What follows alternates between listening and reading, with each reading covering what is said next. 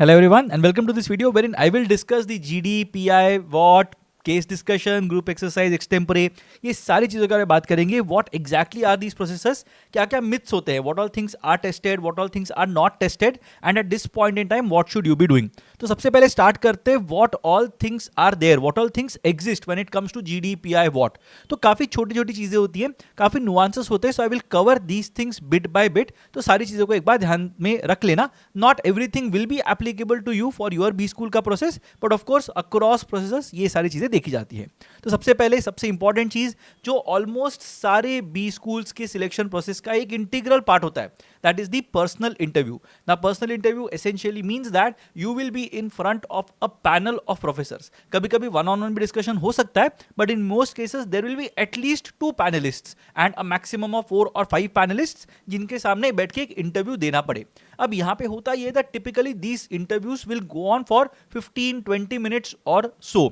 कुछ कुछ जगह पे जहां पे panelists are very involve, may be they like your candidature, may be they want to know more about you, वहां पे 30 मिनट्स 40 मिनट्स तक भी इंटरव्यूज जा सकते हैं. और कुछ कुछ जगह पे जहां पे they are pressed for time कि उनको जल्दी जल्दी ज्यादा कैंडिडेट्स को इंटरव्यू करना है, अगर ऐसी सिचुएशन आती है, अनफॉर्चुनेट सिचुएशन आती है, तो यहां पे you will be done with your interview within 5 to 7 minutes as well.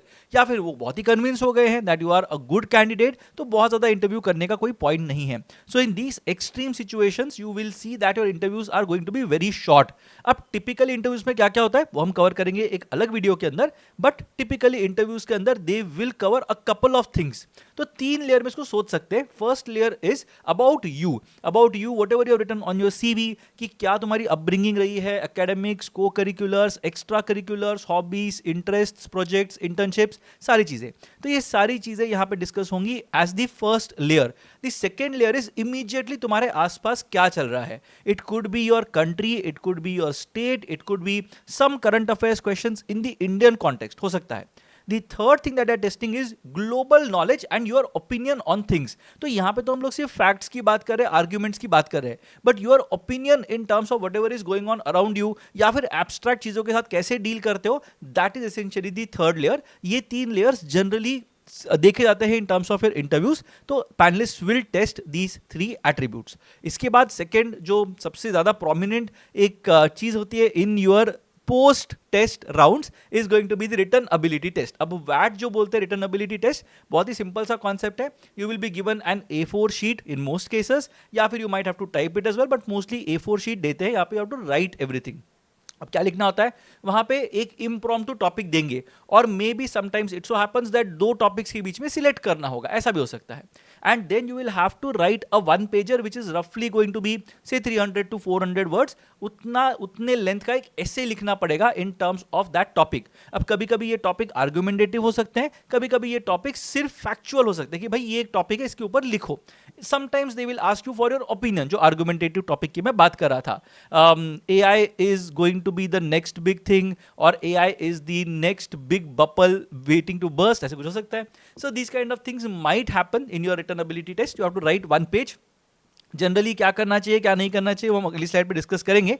But in terms of the वैट what is tested is your structure, your language, your ability to tell your thoughts in coherent words. तो ये सारी चीजें यहाँ पे test की जाती है in terms of your VAT.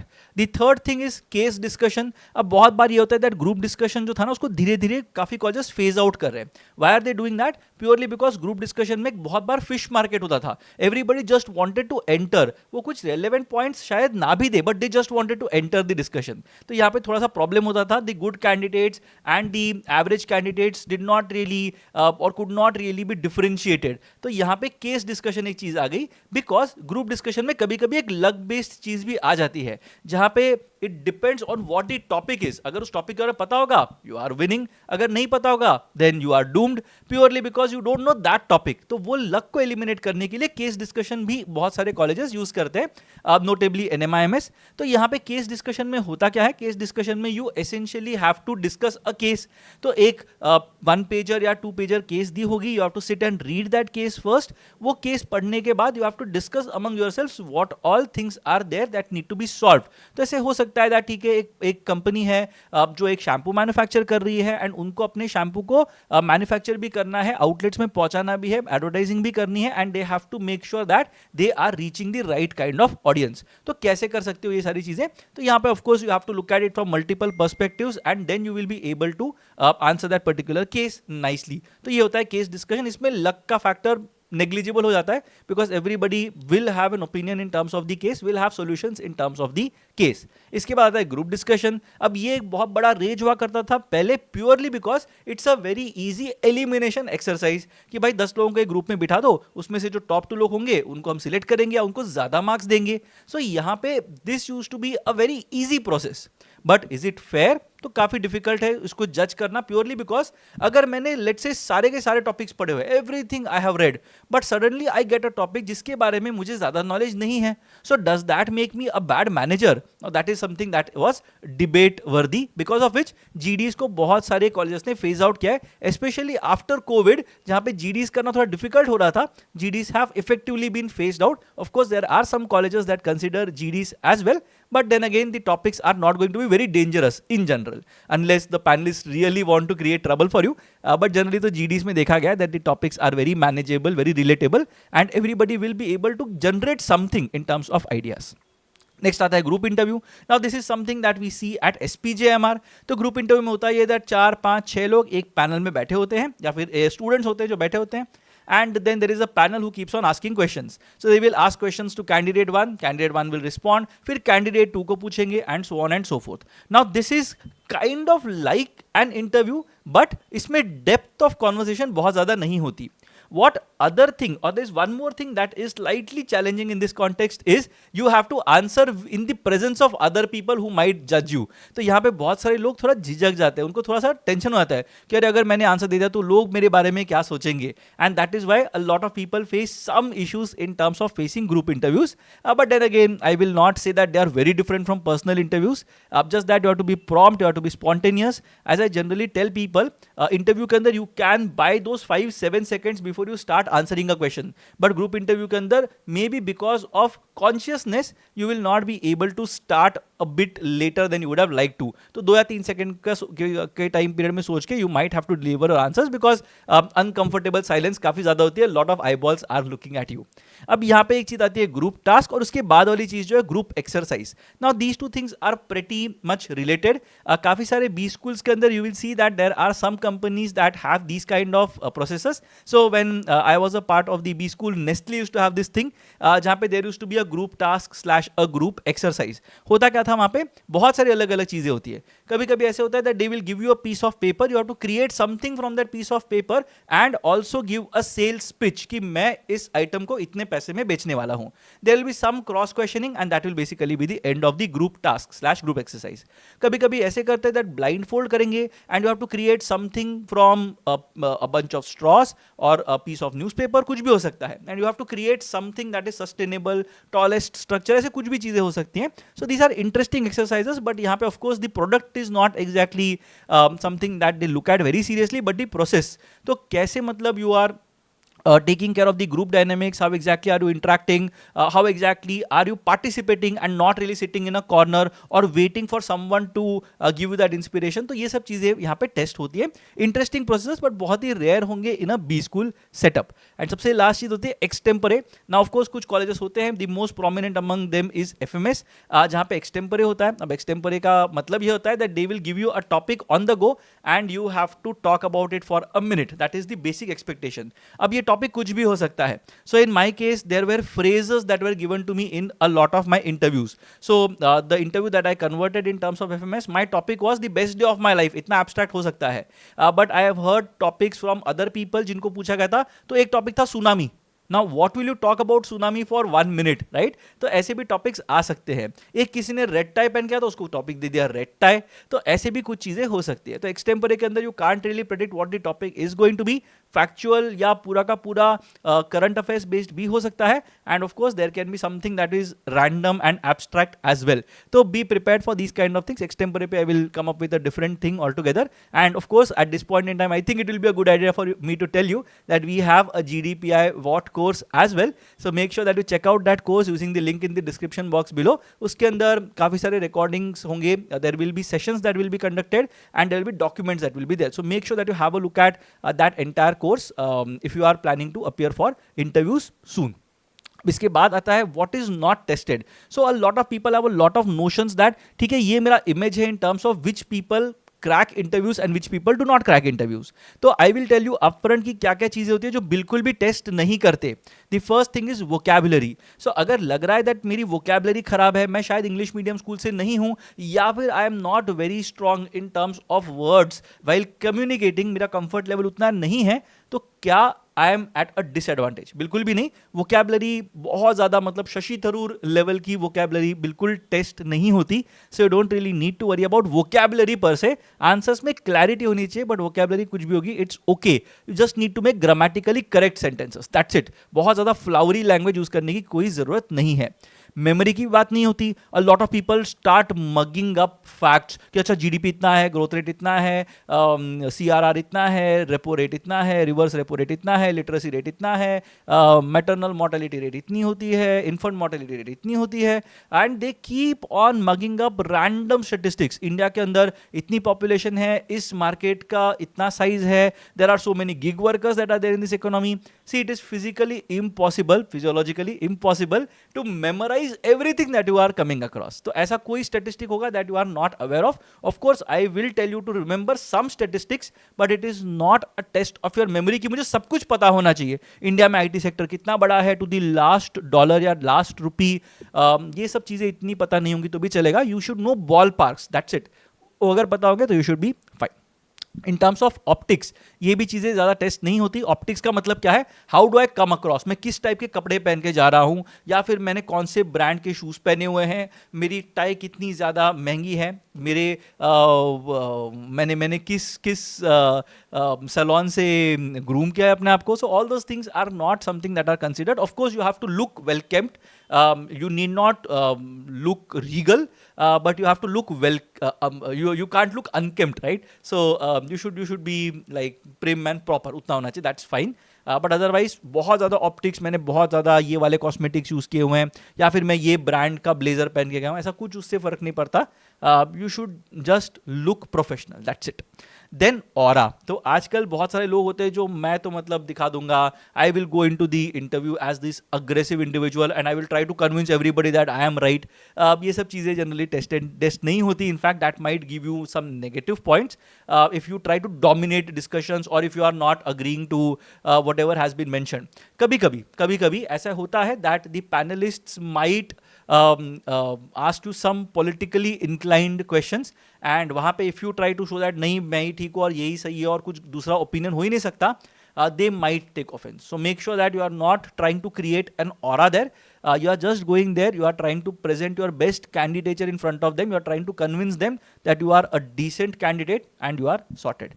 What is tested? तो यहाँ पे बेसिक चीजें that you have to take care of. The first thing is communication skills. MBA पूरी की पूरी जो जर्नी होगी एमबीए की एंड उसके बाद की जो जर्नी होगी, that is completely going to be dependent on your communication skills. It's not about how many marketing concepts do you know of, और how many trading strategies do you know of, और how many models have you created. वो सब चीजें नहीं होंगी.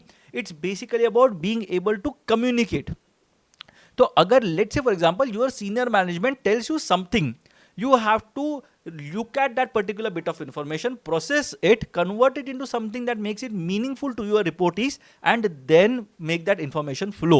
You can't just say that okay यहाँ से जो मिला है सब मैंने वहाँ पे दे दिया. People will not be convinced about it, because होता यह है that organizations के अंदर जो top management होती है उनके जो goals होते हैं वो थोड़े nebulous होते हैं. So I will basically say that I want to eradicate illiteracy in this country. ये शायद मेरा vision हो सकता है. बट उसके बाद में you can't go and tell your individual teachers that मुझे इलिटरेसी एलिमिनेट करना है तो आप सबको जाके पढ़ाओ. ऐसे मैं नहीं बोल सकता. I have to give them tangible insights, I have to give them tangible targets कि आप हर हफ्ते इस क्लास को 10 घंटे पढ़ाइए, दैट्स इट। तो ये चीज जो अगर मैं बोल सकता हूँ तो that basically makes me an effective manager. Of course the example is very basic, but then again communication skills, written, oral, in terms of listening, all these things are going to be very important. Composure is going to be tested कि how do you behave in terms of uncertainty, in terms of chaos, तो कैसे मतलब अपने आप को काम and compose रखते हो and still are making rational decisions without getting rattled. ये बहुत इंपॉर्टेंट चीज होती है कि कंपोजर मेंटेन करना, ये टेस्ट होती है और ये जो ये चीजें जो टेस्ट होती है in terms of all the interviews that you are going to come across. Depth and range of knowledge, अब मैंने अगर सीवी पे कोई चीजें लिखी हुई हैं या फिर मेरे सर्टिफिकेट्स में कोई चीज लिखी हुई है, it is expected that I know it. अगर मेरा एक एंटरप्रेन्योरल वेंचर है, I should know the ins and outs about it, कि ठीक है मेरे कॉस्ट ड्राइवर्स क्या है, रेवेन्यू ड्राइवर्स क्या है, फंडिंग के सोर्सेस क्या है, ब्रेक इवन कब होने वाला है, what exactly is my average value that I am getting from every customer, repeat values कितने हैं, तो ये सारी चीज़ें I have to understand before I go and say that मेरे को entrepreneurship करनी है करके, right? I can't just go and say random things. अगर मैं IT sector में काम करता हूँ तो I should know who the competitors are, what exactly is the product, what technology are we working at, किस टाइप के प्रोजेक्ट्स आते हैं, फ्यूचर क्या है, गवर्नमेंट रेगुलेशंस क्या हैं, what exactly is the impact of depreciating rupee और Trump tariffs, ये सारी चीजें मुझे पता होनी चाहिए in terms of my work. I am not saying you should know everything about everything, but at least things that are relevant to you, उसके बारे में you should know stuff. Team work is again tested, specially in the second process. जहां पे VAT pi होता है वहां पे team work उतना टेस्ट नहीं करते। They will look at your CV and they will try to form an opinion about you through your answers during the interview. But जहां पे भी GD, CD, group exercise, group task, ये सारी चीजें जब इन्वॉल्व हो जाती है तो वहां पे they will also test how good you are in terms of working in a team. Ethics and morality is again something that they will ask you questions and वहाँ से they will try to figure it out. So let's say for example you have lied about your work experience.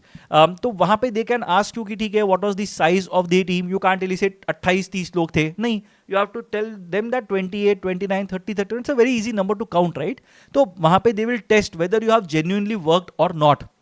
कहीं कहीं पे they will try to see what is your stand on slightly जो dilemma वाले topic नहीं होते, moral dilemmas होते हैं, वहाँ पे where do you stand, that is something they will try to test. तो ethics and morality is again something that they want to test. And why do they do that? Right? Because they want you to be a decent alumnus of that institute. देखो उनको तुम्हारे career के साथ कोई लेना देना नहीं है. They don't want to have anything to do with what you're doing when you're 45-50 years of age. उनको कोई फर्क नहीं पड़ता. But you should be someone जो इंस्टीट्यूट का जो एक ब्रांड है, एक ब्रांड इक्विटी है, एक जो लेवल है उसको मेंटेन करो या फिर थोड़ा सा ऊपर उसको एलिवेट करो. That is what they are looking at. And at a very primary level, they want you to get out of the institute safe and secure. तो वहाँ पे जाके तुम random chaos नहीं करोगे. You will not get backs. You will be sure that you are attentive throughout. Attendance ठीक है. Participate करोगे. So that is basically what their expectations are. कि you will be a good student at the B school and you will be able to pass out of that B school successfully without a lot of trouble. And आगे जाके of course you will withhold the values of the institute. So that is the basic requirement that exists. X factor देखा जाता है यहाँ पे. Now of course you don't really need to fight to get that X factor. नहीं मेरे को कुछ अलग करना है, ऐसा नहीं है. It is something that is tied to your identity. No two engineers are the same, no two people are the same. Even identical twins में भी कुछ डिफरेंसेस हो सकते हैं. तो यहाँ पे you have to show them what exactly is the attribute or is the thing that you want to be associated with, right? So मेरे केस के अंदर it was very easy because my graduation degree gave me that stand out वाला factor. There were very few doctors who were a part of the interview rounds and because of that I could easily stand out. तो ये सारी चीज़ें होती है जो X factor के तरफ contribute करती हैं. You can be someone who can talk very well. You are someone who is very calm, composed. You can be very tall. कुछ भी चीज़ें हो सकती है. You might have really nice hair. I don't know. But कुछ भी हो सकता है. तुम्हारा एक्स फैक्टर है. I am again talking about morphological जो फिजिकल एट्रीब्यूट्स उनकी बात कर रहा हूँ. बट नहीं, of course the ways in which you answer that could also be something that can contribute to your X factor. अब इसके बाद ये क्यों इंपॉर्टेंट हो जाते हैं? As I said earlier, time spend during an MBA is very important. You are going to spend 2 years at the institute. They don't want random people who are going to create chaos and impact the learning of theirs and the other people who are surrounding them. तो उनको ऐसे लोग चाहिए जो ठीक ठाक MBA के अंदर से पास आउट हो जाए. शॉर्ट लिस्टिंग ड्यूरिंग प्लेसमेंट्स के लिए they will look at your acads also a bit more seriously, because अगर तुम्हारे अकेट्स ठीक है, तुम्हारा CV ठीक है, it makes a lot of sense for you to be part of the institute, especially if you are good and non corrupt in terms of ethics. तो अगर वैसा कुछ सिचुएशन है, they will definitely like you, because then you are a good candidate who can get short listed during placements. Life after MBA, as I said, यार ऐसा नहीं होना चाहिए कि 15 साल का पता चलता है कि यार तुम कोई स्कैम में इन्वॉल्व हो गए तो तुम्हारे एल्बोमीटर का नाम भी खराब हो गया. So that is not something that should be happening. So that is something that they will try to test. Of course people change and after their MBA also they can do something which might go wrong, but ठीक है, मतलब यार whatever they can test they will test. Now आ गया last question. Should you start your preparation? Absolutely yes, I would say. Especially if you are expecting even 1 or 2 calls, जितने भी calls आ रहे हैं, I will strongly suggest that you go ahead and start preparing for the interview rounds. Purely because तुम्हारे जो interviews होंगे वो कभी भी हो सकते हैं. It depends on where the panelists are traveling या उनका itinerary कैसा है. कभी कभी they start from मुंबई, तो मुंबई में सबसे पहले हो सकते हैं. कभी कभी they start from दिल्ली, तो वहाँ पे सबसे पहले हो सकते हैं. Typically अगर देखा जाए तो Jan end, एकदम fag end of Jan end या first week of February से processes start हो जाते हैं. And if you look at the end date of these processes, some processes go on till mid-April as well. So इतना बड़ा range होता है. So you can't really pinpoint and say that okay this is the date जहाँ पे मेरे सबसे बड़े interviews आने वाले हैं. Might be difficult for you to predict कि कब होने वाला है वो चीज़. तो यहाँ पे even if you are expecting 1 or 2 calls, I will suggest that you start preparing right away. What if you are not interested in a particular college? यार अभी मतलब टाइम ये नहीं है to figure out whether you are interested not interested या क्या होने वाला है. वो सब चीज़ें मैं नहीं देख रहा हूँ at this point in time. My job is to make sure that I am converting the best call that I have. Because let's say for example you decide कि यार मेरे को नहीं मजा आ रहा ये कॉलेज के साथ, मेरे को नहीं जाना इस कॉलेज में. Perfectly okay. You can take CAT 26 and the other tests with the confidence that you just need to get a call. Convert तो मैं कर चुका हूँ. तो यहाँ पे वो कॉन्फिडेंस आ जाता है. And that is something that will help you in your preparatory journey as well. Also of course if you have got a good call, I don't think you will need to slog it out when it comes to CAT 2026. तो यार बहुत ज़्यादा additive preparation की जरूरत नहीं पड़नी चाहिए. So even if you start preparing around March और April for CAT 2026, I think it is still okay. You are not losing out on something big. The other thing is, let's say you don't convert, which is the interesting part. तो वहाँ पे क्या होता है, you know that okay मेरे calls आ जाएंगे but convert करने के लिए भी मुझे मेहनत करनी पड़ेगी. So whenever you are preparing for the test, you know that you also have to keep an eye on your interview answers, on your CV. Everything should be in terms of adding value to your CV, being able to answer questions in a nice coherent manner. तो वो एक feedback मिल जाएगा. So instead of realizing it next year when you go for the interviews कि यार अभी interviews करना पड़ेगा, it's better to get feedback. So whether you convert it or not, it's perfectly okay. I would strongly suggest that even if you are not interested in that call, apply किया है, जाके interview दे के आ जाओ, get a bang for your buck. It's very important. And you can always reject colleges later. अभी तो मेरा कोई convert नहीं हुआ है, so I can't say that नहीं मैं तो I am Bangalore नहीं जाऊँगा, मैं सिर्फ I am अहमदाबाद ही जाऊँगा, मुझे इंटरेस्ट ही नहीं है बैंगलोर में, बहुत ट्रैफिक है करके. It doesn't work that way, right? You can only reject stuff that you possess. You can't reject something that you don't have. So make sure that you are going for the process, doing them well, and only then deciding कि क्या करना चाहिए. What if you have borderline chances? A lot of people think about it and come to me and ask कि sir मुझे लग रहा है कि यार ये 96 परसेंटाइल पे मुझे कॉल आई हुई है and उनका कट ऑफ भी 96 परसेंटाइल था, तो should I be taking the process seriously, what are my chances?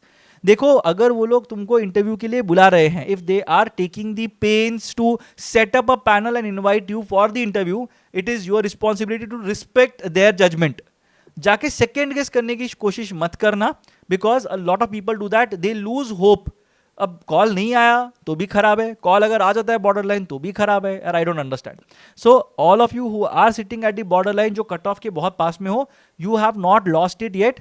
Understand this, that the panelists will fight very hard to get you on board if they really like you.